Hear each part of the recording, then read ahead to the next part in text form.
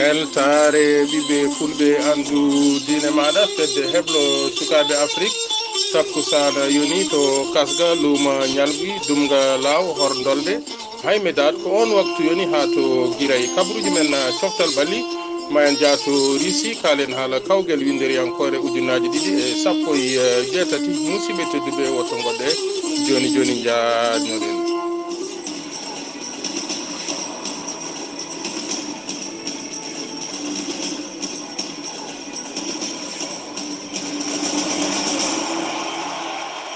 jam ñalle moon musidɓe tedduɓe hettiyankoɓe weltare ɓiɓɓe fulɓe andu diine maɗa fedde heblo sukaɓe afrique hande ko alarba nogas korse ujunnaji ɗiɗi e sappo e jeetati ɗo e haalirde guiɗo moon guelajo sow kabaruji men coftal ɓalli kawguel russie winderiyankore ujunnaji ɗiɗi e sappo e jeetati ɓe petti hanki colombie jaggodirno koye japon ko japon fiiɓe loggi ɗiɗi e go colombie dañino noon kartal boɗewal chances heeɓi tigui ngal ɗon kartal e hojomaji tati e pottital ngal ɓe gayniri ko ɓe gayniri pottital ngal ko fettoɓe sappo caggal ɗum seeɗa baroɗe teddungal umguima tigui no hannirta ni afrique naaɓe poofi tigui nde tawno guila fuɗɗa ala foof to afrique hawi kono hanki kam afrique naaɓe poofi tigui kenal lakkitare caggal tigui nde baroɗe teddungal ɓe leydi sénégal camti pologne mo lewandowski loggi ɗiɗi e gotel bayñang ko kañum tigui woni petto ɓurɗo tigui ngarɗude e ngal ɗo pottital kettoɗen cimtol ceerno amadou ba balɗe sappo e jeenayi lewru korse hitande ujunnaje ɗiɗi e sappo e jeetati toon to leydi risi noon en paami ko kawguel aduna yankoyel woni coupe de monde ko kañum tigui woni ko oɗo saaha ko yahata toon ñalawma hanki o noon ko gomu as yontano gomu as noon ena tawe toon leydi colombie wondude pologne sénégal kame japon dawal gaɗinogal ngal ko hakkude ɓe witeɓe leydi colombie ko kamen tigui kiwodirno e leydi japon en paami kay bettere mawde wonani windere nde caggal kam ɓe witeɓe japon wawde hebde toɓɓe tati e juuɗe colombie en paami kay ko leydi japon hawi leydi colombie ta ko ɓoggi ɗiɗi e gotel wonani tigui bettere windere nde caggal kay colombie joguiɓe wanno damel falcao en wondude tigui e james rodriguez e leydi japon wawde hebde tigui ko woni polgo e juuɗe mumen eɗen gandi kam ɗum ɗo ko bettere mawde eɗen teski noon guili kawguel ngel fuɗɗi toon to leydi risi kala saaha eɗen jiiya kawasiji mawɗi ɗum ɗon noon eɗen jogui tigui jorto ma tigui gueɗe kewɗe canso e nde ɗo hitande caggal kam kala tigui yakoranoɓe ɗum he wonde tan ko bettere nde kay ɗo ɓuuri won ko hakkude leydi sénégal en paami kay leydi sénégal hakkude mumen e pologne ɗon ruki tigui tigui kono noon ñalawma hanki o windere nde kala weltima ha tengti noon continent mo afrique sénégal ena tawe tigui banggue hirnangue e leyɗele afrique ta tigui ko leydi joñidi e maaje kaɗɗe ta kadi kamenne ɓe jahanino toon dongre afrique koye nulaɓe ɓe kafnelno toon to leydi risi kono noon ñalawma hanki o kiwontiral hakkude leydi sénégal e leydi pologne wonani bettere kono noon tigui wonani beelemma dendagal continent afrique ha tengti noon afrique mo banggue hirnangue caggal kay nde leydi sénégal wawi hebde loggi ɗiɗi e wondude loggol gotol hakkude moyne pologne mo robert hakkude moyne leydi pologne mo robert lewandowski ta tigui ko ceyo toon to bundesliga en paami ko toon to bayerde munich kadi ta ko maire buteur mo bayerde munich kono ko kañum tigui hanki huccodirno e défense sénégalais walla ha toon to gardien de but mo sénégal kono noon eɗen mbawi kay maire buteur championnat toon to bundesligue ñalawma hanki o kay ronkani baroɗe ɗe teddungal caggal kam hay loggol gotol heɓani loggude kadi leydi sénégal heeɓi fartange folde ɓe loggi ɗiɗi e loggol gotol tawa ena loggani ɗin leydi sénégal e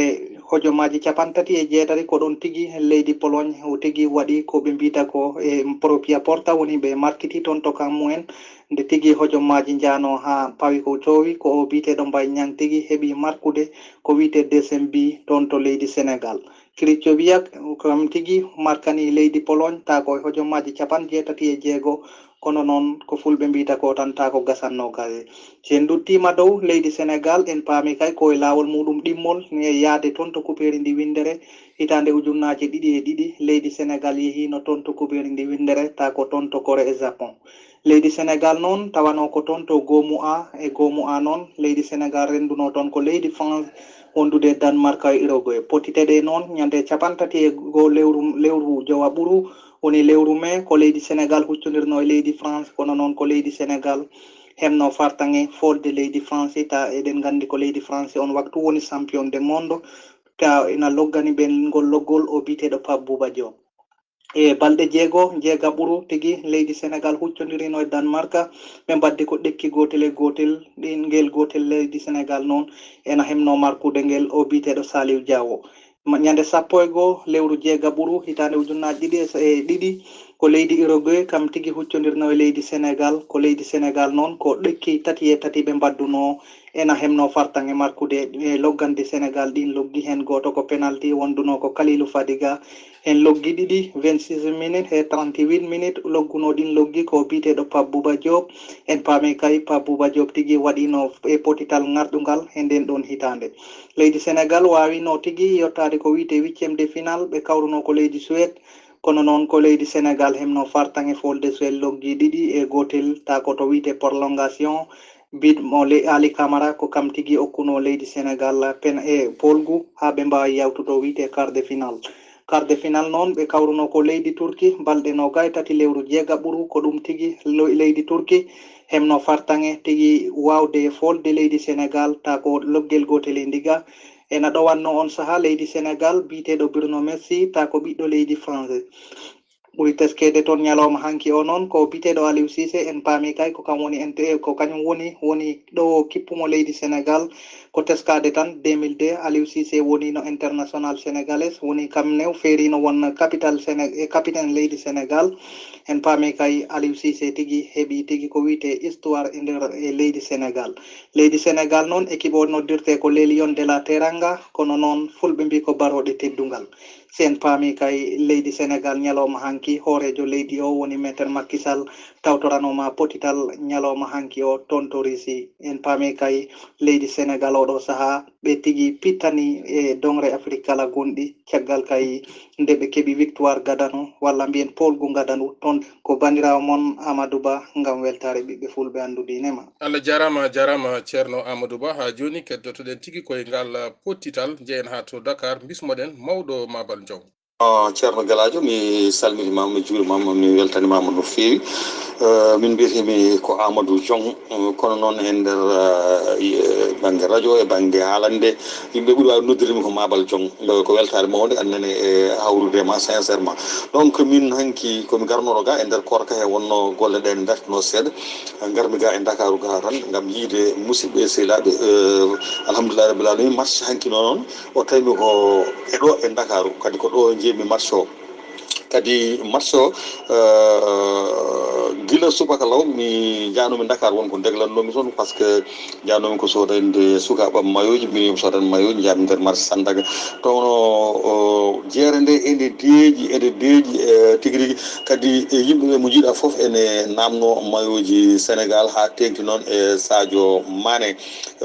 surtout kadi ko mayoji mbaɗɗi numéro ɓuuri wawde namnade nde wonno ne waɗi mayoji ɗi ganduɗa ko Sénégal kono noon ɗi ngala numéro uji donc subaka o kam gummi ɗon jaa marche HLM kadi tawmi foof ene deeƴi est ce que ko julde nde walla ko tigui rigui marche payaɗo ko on tigui yimɓeɓe goni e heblannade nde yeehi ha woni 2 heures gummimi e nokku goto biyeteɗo Castor mbiɗe so fayi cité Kër Khadim min sehilaɓam dumgana imi ƴeewa marche o galle Kesibou directeur grand théâtre kono laabi ɗi jiyata circulation ne buusi par ce que yimɓe foof ene telliti ene paati galleji men beddaji ɗi a dañata ɗo ndewɗa kono noon ene deeƴi ganda ɓe de ala ko doganta illa yeɓoyde marche o donc hanki e nder Dakaru kala ɗo jiɗɗa yaade tuggude kay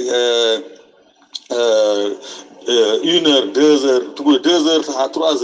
kala no jiɗɗa yaade enen fatti sabu ɗum tigi rigui circulation ne buusi yimɓeɓe ne dogana tigi rigui yettitade galleji men yeɓe marché uji mum e nder bureau ji he directeur grand théâtre kanko koye nder bureau makko ɗo o yi marché o min jokkodiri e makko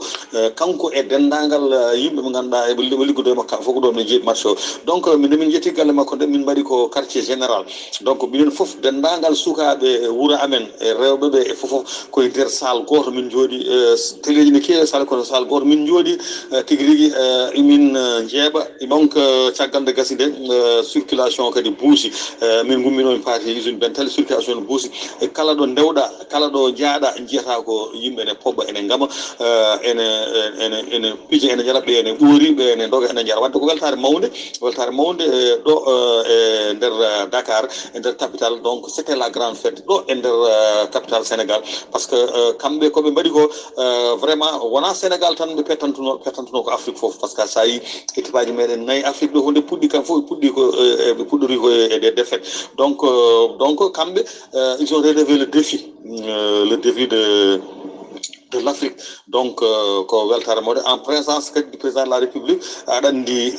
leydi amen ndi Sénégal leydi ndi ene heewi courte kartaji ene heewi gueɗe ɗe ganduɗa tigui rigui e mun fof ne watte hen haqqillaji makko kadi woni succès mawɗo wonani président de la République arɗo tawtorede golle mbaɗe ni kadi équipe o dañi hen victoire wadde ne wiyete oɓe kiitoraki mo ɗum noon ko ɗum tan joguinoɗen en kaala hen ko guiɗo moon sehil moon Amadou Diong Mabal Diong mo RTS Matam gorko mo Doumgalaw hande o noon taweteɗo ɗo e Dakar Ndiaye capitale du Sénégal Allah jarama on jarama Allah jarama mawɗo Mabal Diong ha hande keddotoɗen tigui koye ngel ɗo kawguel pamen tigui wonde barode teddugal ɓe leydi Sénégal no poti tigui tabade tabal mangal ñande 24 korse eɓe poti tigui jaggodirde e Japon ene wayno Russie kañumne jaggodirino tigui e Égypte Mohamed Salah fetti kono oɗon gandi cellal ngal ina ngakki no fewi ko ɗum saabi tigui ɓe donki tabade e Russie ko kañum tigui fiɓe loggi 3-1 Égypte hande ene noon ene sebbiti no fewi kamɓe tigui gonno équipe gadaniɗo yahande Afrique e kawgel winderiyankore hitande 1934 ton to Italie hande noon ene wayno ko kamɓe tigui kadi gadi joɗade to Russie 2018 hande noon baroɗe leydi Maroc ma jaggodirino tigui e Portugal mo Cristiano Ronaldo Portugal ɗekkodirɗo tigui e dowla Espagne 3-3 hen loggi 3 loggi ɗum ko Cristiano Ronaldo hande kadi machallah kanko Cristiano Ronaldo ko kanko tigui woni logguɗo loggol gadunol ɗum waɗi tigui hande kanko omo yaare e loggi 4 mbiyen tigui hande ko kanko tigui woni meilleur buteur oɗo coupe du monde ɗo to jareten kettoɗen cimtol Ceerno Saydou Ba Maroc e Portugal kongol ɗo wattata laabi ɗiɗi ene potta ko fate dawal gomuji walla mbiyen phase de groupe lawol gadunogol wonno ko coupe du monde walla kuberi mo windere mo hitande 1986 kongol ɗon wonno lawol gadunol Portugal e Maroc ene potta ko fate histoire mabɓe ko ɗon tigui Maroc fooli Portugal loggi 3 e wondude loggol gotol ko fate ndiɗo kuberi mo windere mo hitande 1986 kongol ɗo kadi woni lawol gadunol équipe Afrique najo ene fiya Portugal nde tawno Portugal fottino laabi 3 équipe aji Afrique naaɓe ko Portugal heeɓi folde laabi 2 ɓe mbaddi ɗekki lawol gotol Portugal wayri fiyede ko guele hitande 2002 taw kadi ko équipe aji ɗi gona e nder Europe ko fate phase de groupe walla mbiyan dawal groupe taw kadi ko kuberi mo windere ko oɗo équipe biyeteɗo Corée du Sud heeɓi tigui folde Portugal loggol gotol e wondude liga ɓe keeɓino wadde matchuji walla pottitte 5 Portugal fooli pottitte 5 kadi ɓe mbaddi pottitte 3 taw kadi ɗeɗon pottitte 3 ko pottitte biyeteɗe ɗekki ko fate dawal de groupe walla mbiyen kadi ko fate phase de groupe guila hitande 2002 Portugal wayri fiyede e matchuji mabɓe 10 cakkitiɗi ɗi ko fate kuberi mo windere taw kadi ko dawal biyetegal groupe ko lawol gotol e nder ɗiɗon matchuji 10 walla e nder ɗiɗon pottitte 10 ɗiɓe mbaɗi ɓe keeɓino folde taw kadi ko ngal ɗon daawal biyetegal daawal do groupe walla mbiyen daawal do goomu ɓe polino laabi 5 ɓe mbaɗino match ɗekki laabi 4 ɓe piyama laawol gotol taw kadi ko oɗo équipe biyeteɗo Allemagne fiiɓe hitande ujunaji 214 fiiɓe oɗo fiiɓe loggi 4 e wondude lugol e wondude e ndiga ko to banggue Maroc fottiti e hitande ujunaji 216 oɗo équipe biyeteɗo Iran en paami tigi ko Iran fooli Maroc logol gotol e wondude ndiga e nder daawal ɗimmal ngal ko wiyete deuxiéme mi-temps en ji Maroc dañani hay tir goto ngam yidde markude ko wiyete loggol. Allah jarama ceerno Saydou Ba ɗo to kalaten Uruguay nana fettida tigi e Arabie Saoudite kañum fiyanoma tigi pottital mum gadanal loggi 5 e ndiga finoɓe ko Russie o waktu mo kalaten Uruguay ko kañum tigi fooli ɓe loggel gotel e ndiga hande jamdi 18 Iran ma huccit e leydi Espagne ɗo noon kadi ma mus no feewi nde tawno Espagne ummi koye ɗekkodiral hakkude mum e leydi Portugal janngo so weli Allah ma jamdi 12 Denmark ma jaggodir e Australie France jaggodira e Peru jamdi 15 jamdi 16 Argentine mo Lionel Messi ko kañum tigi jogori jaggodirde e Croatie mo Luka Modric.